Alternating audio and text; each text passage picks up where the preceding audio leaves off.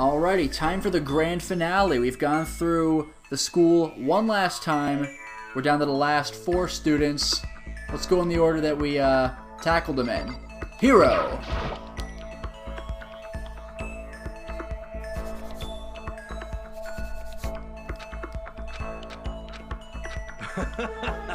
We can finally get out of here. Pretty awesome, huh, Makoto? Yeah. You know? But we'll still be pretty busy once we're out. Remember what you gotta do. Huh? What do I have to do? Attend that seminar. Yeah, attend that seminar. That's right, he said he would bring me over to one. Attend that seminar? Yo! Bingo! You remembered! Not that I wanted to, but... You know? You just gotta attend that one little seminar. Well? Oh, and then we gotta find our collective baby's mama and raise all our kids together. Yeah. I seriously don't want to be involved in that. You know? Doesn't matter. The vision came to me, and so there's nothing we can do about it. Once you and me are, blood brothers, then I can show you my OOP arts collection. If they haven't already been stolen anyway. I'm sure they'll be fine. I don't think anyone would want that stuff. But why do we need to raise our kids together? Why? For the sake of their mother. Okay, Owie. so... Okay, so, since I won't give you my organs or my identity, you don't care about me? You're serious? Well, How about that? just keep taking care of yourself. Stay with me, and then... Well, shoot! Did I say that out loud? Hey, come on. Joking, just my little joke. Ha ha ha. You can't just laugh that off. Please! Sorry, I guess I'm just too honest. Seriously though, I'd like you to stick around. Huh? You know? You show me that even when you hear my true feelings, you don't abandon me. You just, take me how I am. Well? Having you around is a way for me to, reaffirm my existence. That's how much you mean to me. I see. Hiro kinda lives at his own pace, so it's probably hard for him to open up to other people.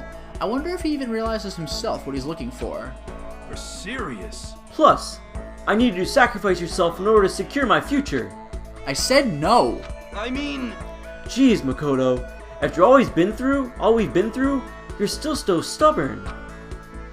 Was everything he said just a lie to get me to do what he wants? I can't trust the word he says, but even so, that's still the true Hiro. I don't know what the future holds, but I know what to expect when it comes to the people here. Hiro does have hope of his own, and I have to think about what I can do to help him reach it. For the first time since coming to this school, a vivid image of the future filled my heart. Also underwear. I wonder if the underwear itself is OOP arts.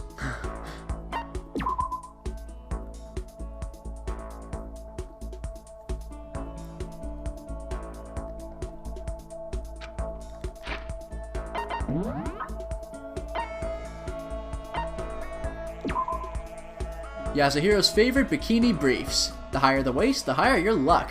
This is what the salesman told him at one of his seminars, and he couldn't resist. Later, he would run into severe money troubles. Good job. Alright, Chihiro time.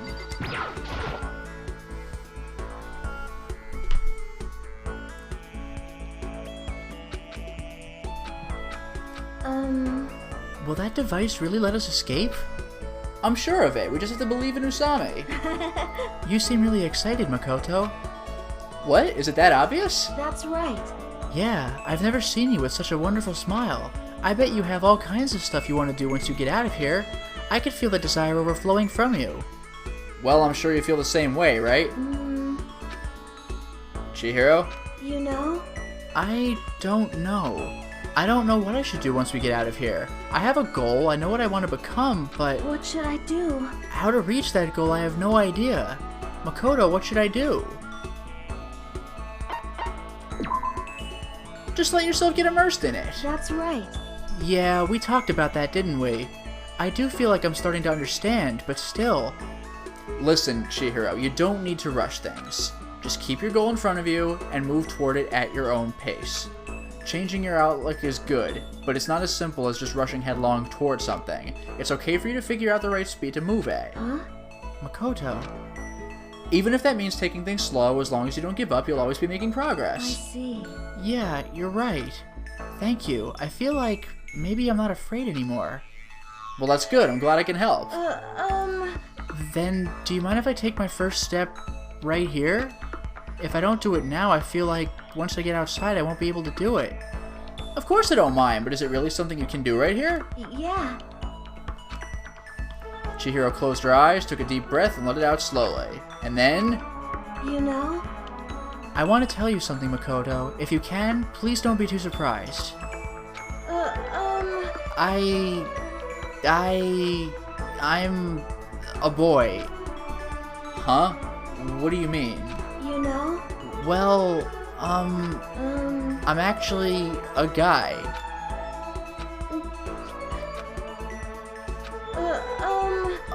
Makoto? What? Ah.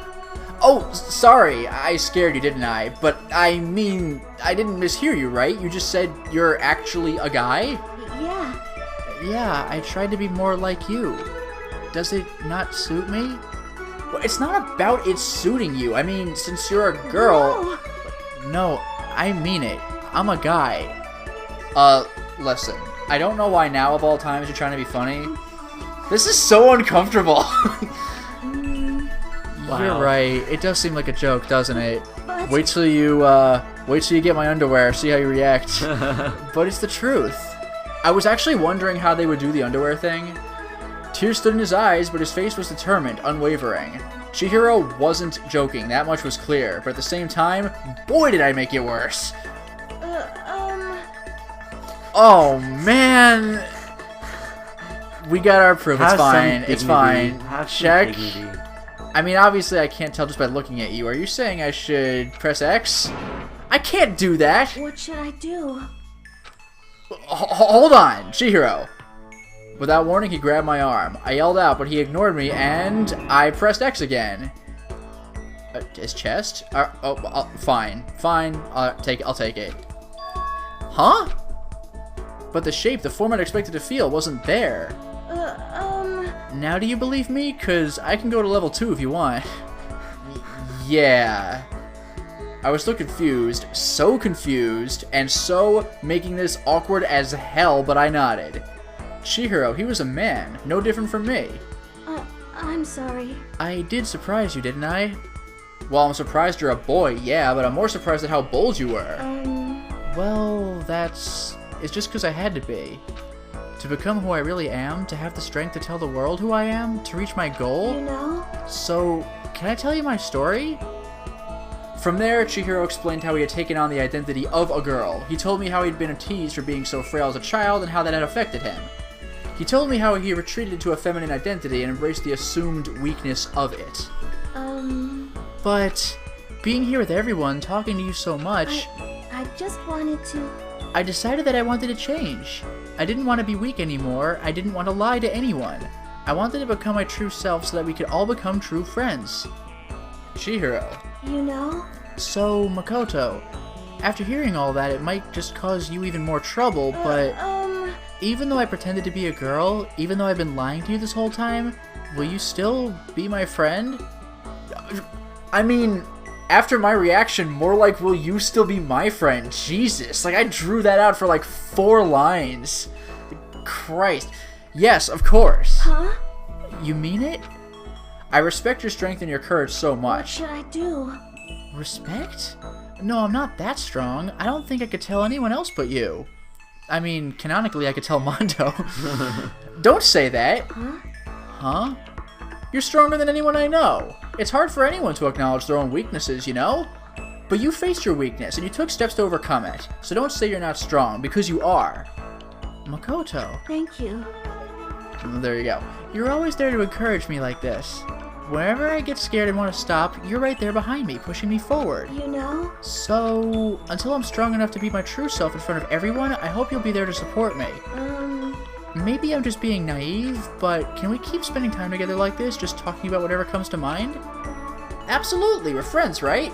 You can talk to me about anything, whenever you want. And I feel like I can talk to you about anything, so there's no reason we can't stay close. I'll be counting on you too, okay? Okay. We may not always be there for each other individually, but we still have to all work together. We know we're not alone, which helps us work harder even when we are alone. And embracing that hope, we take step after step into the future. Oh, interesting. Yeah, there is. Hopefully it's not half as long as that. And thank God. Yeah, that was like the longest one. Yeah, good thing that wasn't like Amando or Sakura voice for that one. That would have freaking sucked. Oh my God. Alright, so. Oh, it's at the bottom! It's clever! Oh, they did it! I was wondering what that was gonna be, because there's still like the order. Well done, guys. And it's bloomers. Chihiro's favorite bloomers. Even if you got a peek under his skirt, you wouldn't be able to tell at a glance that he was a boy. I was wondering that, honestly. His choice of underwear clearly underlines how strong his fear of weakness really is. Alright, so that leaves us with 2 students.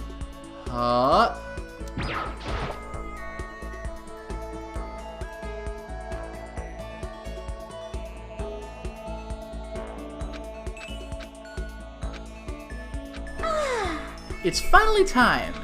But it took so long just to get here. You mean to the oh, jeez. Wow.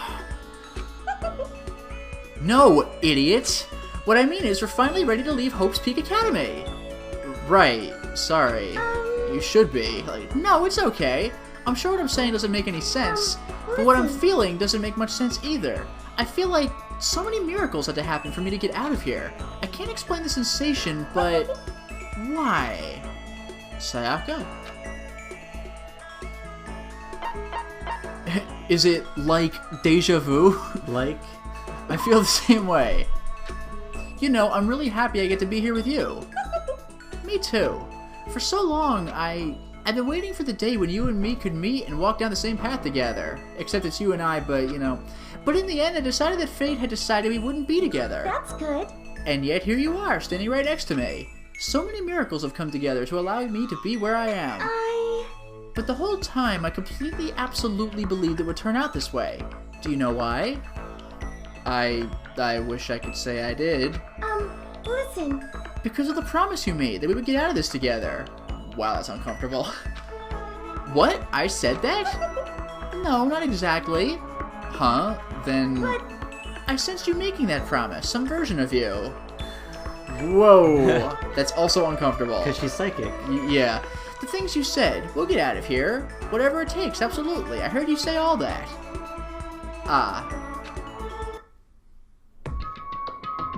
Wait, really? Mm-hmm.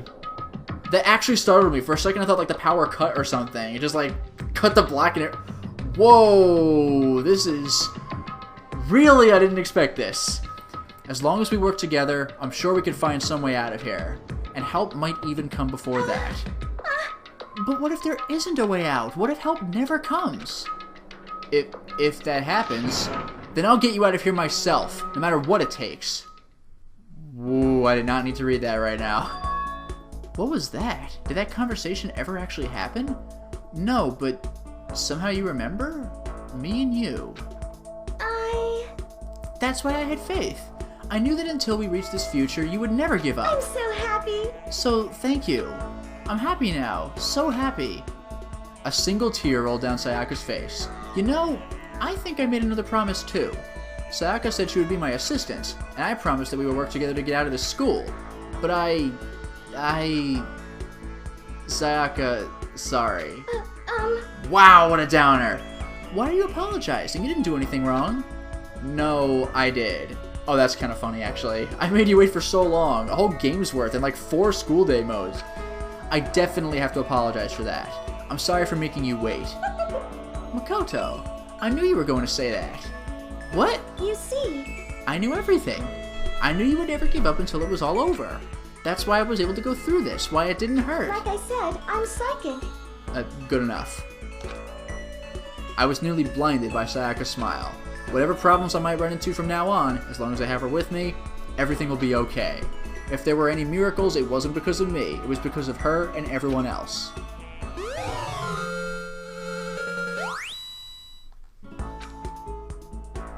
Alright. That actually kind of would have done well. That actually would have been really good as a final thing. Because it kind of like wrapped around full circle.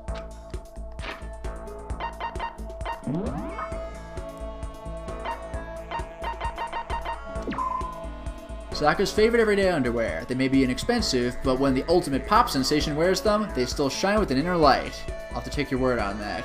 Of course, the brighter the light, the darker the shadow. This is a downer, man. That actually really would have been a good final wrap up to do, though, because it's like making up for our miserable failure in the beginning of the game.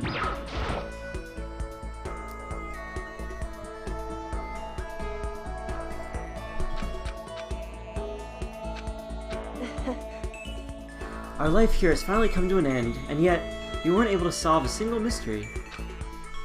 It is kind of a letdown, but maybe we could keep searching after we get out, like in a sequel or something. Indeed.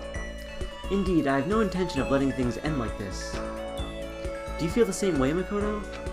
Definitely. I want to know what happened here. And? But is that it? Do you remember what you said? If we want to trust each other, we need to get to know each other. Makoto. Do you still believe that? Do you want to trust me? Do you want to know me? Yes, of course. Correct. Okay, then let's test you one more time. Huh? So then. We talked about this before, but what is it I'm afraid of? What you've already lost. Thank you. You do remember. Of course I remember. It's important to you, so it's important to me. Correct. I see. Correct. So to overcome that fear, I intend to continue searching for what it is I lost. What is it you lost? Sorry, you said you didn't want to talk about it anymore, huh? Indeed. Knowing that, can you still put your trust in me? What I'm asking is, you haven't given up on coming to know me, have you? I can't possibly imagine doing that. So then. Then, will you help me? Help me find what it is I lost? What? What? What's with that reaction? Was it really so unexpected? Not exactly. You just surprised me, which is the definition of unexpected. I just figured you'd be focused on those people who you considered family. However. Well, either way, our interests align, don't they? If you want to win my trust, you'll need to be at my side always. While you're being a politician. Yeah, I know, and while you're being a knight for Celeste, and while you're dating like 3 girls, and maybe me, that's kind of iffy, and while you're waiting for Mondo to build you a house, that's not really that much of an obligation, actually. While you're Hifumi's assistant at the historian, all of these things are full-time jobs, except for Mondo's and Leon's things, which weren't really requested at all. And I feel like if I have you with me, I'll be able to find what I'm looking for. When she said that, she maintained her normal composed attitude, but earlier, for just a second, I thought I spotted an instant of emotion, and I don't think I was imagining it when her cheeks showed just a hint of red. Did I maybe get a quick peek behind the mask and get a glimpse of her real feelings? Hey. Why do you remain silent? Do you have an answer for me? Yes, I look forward to working with you. Indeed. I took Hyoko's gloved hands in mine, and someday, I'd like to find out what's under these gloves. Oh, that's right, because canonically we didn't find out yet. Oh, wow. I couldn't predict where my connection with Kyoko would lead me. It was impossible to say. But what I did know is that I had the unwavering desire to find out. Okay. Hooray! We did it with everybody! Yeah, I want to save the data.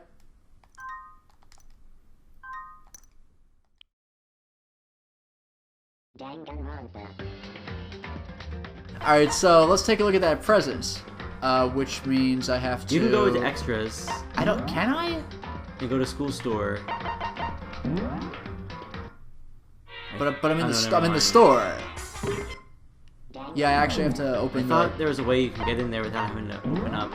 Probably, but whatever. I don't care. Skip the opening. Get that last item.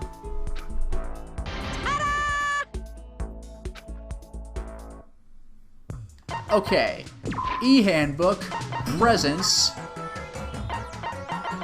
Kyoko's undergarments. We have Kyoko's favorite low-rise briefs. No matter what position she finds herself in, the mysterious darkness obscures her form. Whether she's squatting to inspect a crime scene or climbing a ladder in search of evidence, she's safe. It's kind of funny, actually. Alright, so, because the ladder thing obviously happened, and this crime scenes, I don't know if they ever got that weird angle with us, but she was obviously doing it the whole time. Alright, so all that leaves us is... Huh?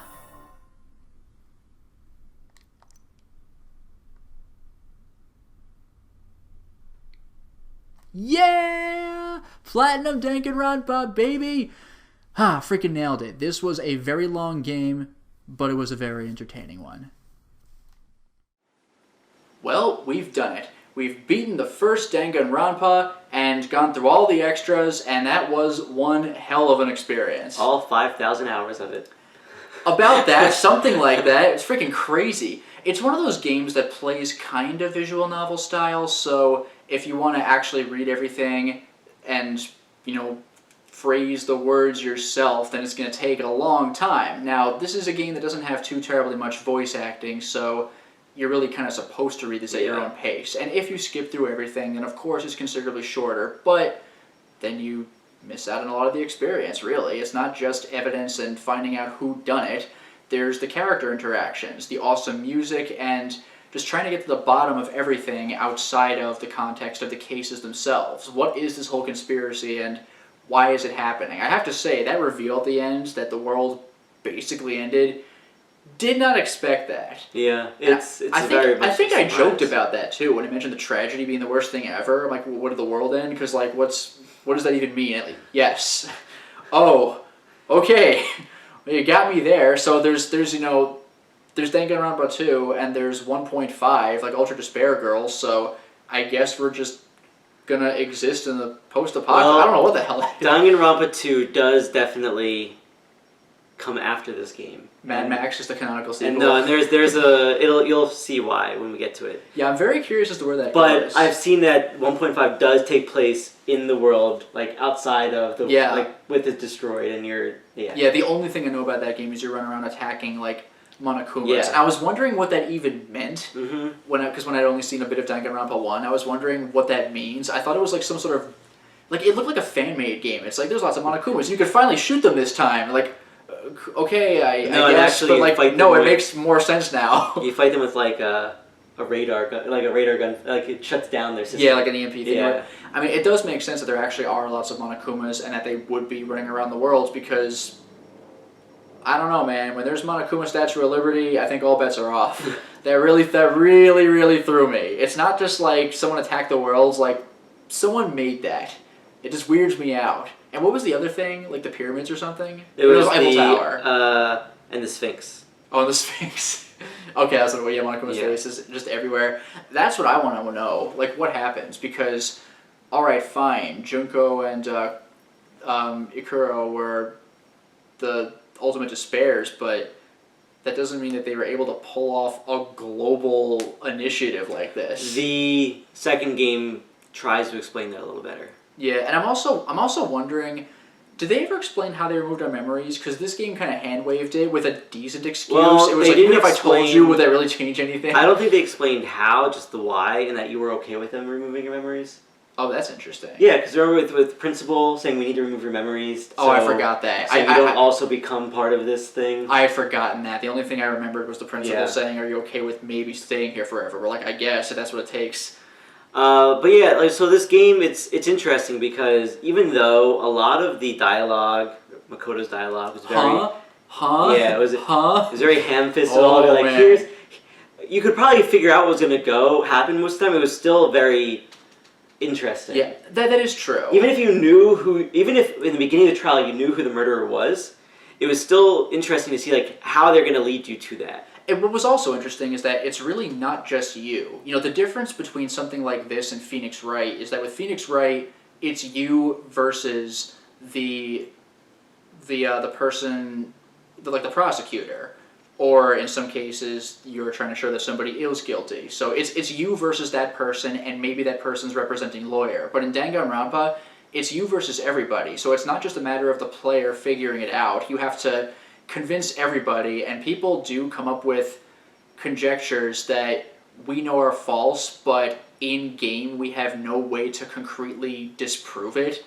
Like the whole thing in the beginning where we switched rooms with Sayaka. It's like, well, she's dead in your bathroom. That probably clinches it. and you're just like, no, we switched rooms. And you're like, who would believe that? Another thing that makes these games interesting, I mean, they probably didn't do it as much as they could have, but unlike, like, I guess when you're in an actual trial, you're convincing the jury, but you're not trying to prove anything in this game. You're just trying to convince everyone. Yeah. So even if there's a false thing, like even later on when Kyoko mentioned that one thing, like... Well, that final trial where we had to let it go. Yeah, but the thing is, even if you didn't have proof, if you could convince them that you're right, then everything's okay. What I also thought was clever is that it's not everybody versus you. That's how the first trial started to really get you in the swing of things, but I think it was chapter 3 was everybody versus Hiro, and then, oh, I'm sorry, I guess it must have been everybody versus Toko instead, and it's interesting because even though they're not blaming you, due to the nature of the game you're playing, everybody dies, including you, if the wrong person is accused, except for the killer, of course. So it still matters. You can't just hand wave it and go like, well, as long as it's not me. Like, no matter who they choose, as long as it's the wrong person, you die. So it is interesting in that you're not just defending yourself, you have to protect other people to protect yourself. So I thought that was rather clever. I also like that Makoto actually was an ultimate for real, because he wasn't even officially the ultimate lucky student. They just kind of said, I guess you must be that because here you are in Hope's Peak and I don't see anything interesting about you. Well, because he was, out of all the normal students, he was the one that was picked. Yeah, but it turns out it probably was for a reason after all. But that was rather interesting. And I also do like how we were picking up aspects of our own pasts by the end of the game and wondering how that could possibly make any sense. And okay, it was another freaking memory loss thing, but the context around it was pretty amazing, just because usually when games do the amnesia thing, it's at the very beginning of the game. Like, oh, I have amnesia. I wonder what's going to happen. Gee, I wonder if the plot twist involves me being involved in the integral plan in some way. Like, because if it's not, then what's the point of doing an amnesia arc? Yeah, so in this game, I like that they brought up amnesia at the end of the game. Yeah. Like, that was pretty nice. You had amnesia since the beginning, but you didn't realize it until the end. Not to mention, you didn't realize that everyone else had it either. Yeah. Kyoko dropped the hint, and then it turns out everybody. I actually like that. Amnesia's been done to death, but this is actually a new way of doing it, so that actually makes it interesting all over again. Because, again, usually when you do amnesia, it's established in the very beginning, and the plot twist was, you were the one who did it. You monster. And it's like, you can only do that so many times. So I thought that I found that it was creative that we did not have a dark past regarding things we did, and the amnesia was, again, used in a different way and for a different purpose. That was refreshing. Overall, I do feel that, as you had said, some of the dialogue was ham-fisted, and some of it was really, like, repeating what they just said. You know, 2 + 2 is 4. Like, so you're saying that if you add 2 and 2 together, that would mean, and it's just like, can I please just get through this conversation? But, like, the actual content of what people are talking about is legitimately interesting anyway. Though. I know Makoto's supposed to be every man and be slow, but, like, oh man. I think it's that, plus the fact that they wanted Makoto to say things, but all the important stuff couldn't be said by him because he doesn't know anything. That is true. A lot of what he has to do is make sure the player what's going on. So what you're saying is... But that's the thing that also makes it a little too easy at times, is you're like, well, so you're saying this, and they highlight it in yellow, and you're like, okay, this is important. So it doesn't require... I think it doesn't require as much deduction and reasoning as, like, a Phoenix Wright game. Yeah. But I think it's... Even though, yes, it's a, like, detective game, I guess you could say, it's more so for the story than for the puzzle solving. That is true. And the action, even, with the whole bullet sequences. I do like that. One thing I wish they wouldn't do, though, is there are some cases where you really do need it, but there are some times where you have to choose from your inventory an item that answers some question somebody asked, but you'll have Kyoko or Byakuya be like, Makoto, you know that time we were together? You remember that thing I pointed out? And it's one of those things where I know it's to help the player, but, like, damn it, why don't you say it? Like, your life's on the line, too. It's like, remember, Makoto? Like, what, you mean the wood block? Yes, I meant the wood block. Well, thank you for saying it, Byakuya. But, again, it's for the sake of making it make sense for the player, because in real life, if you actually were Makoto, it probably would be hard to piece all that stuff together. It's pretty disorienting. Speaking of disorienting, I was not so great at the non-stop action debates when you had to counter somebody's point with your truth bullet, and my problem was, I'll admit, this was actually my fault. I wouldn't say it's poor game design, I just wasn't in the right mindset.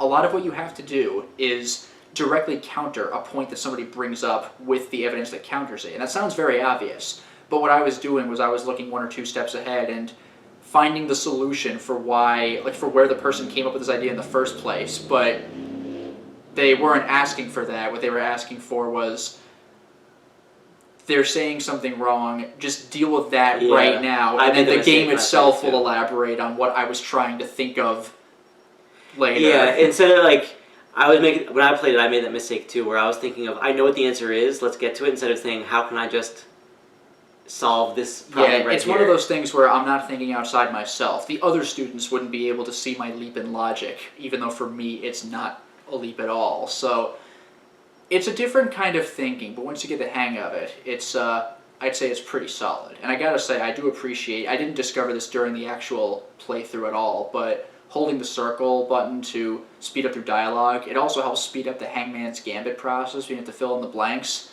That would have made things a little bit nicer. As for the rhythm section was probably my least favorite part. Oh, one of my favorite parts. I mean, like, it's really creative, but you just kind of have to get through it. Although it was creatively done, and I got a kick out of the whole disco aesthetic. But overall, I really liked the way the court cases had lots of twists and turns.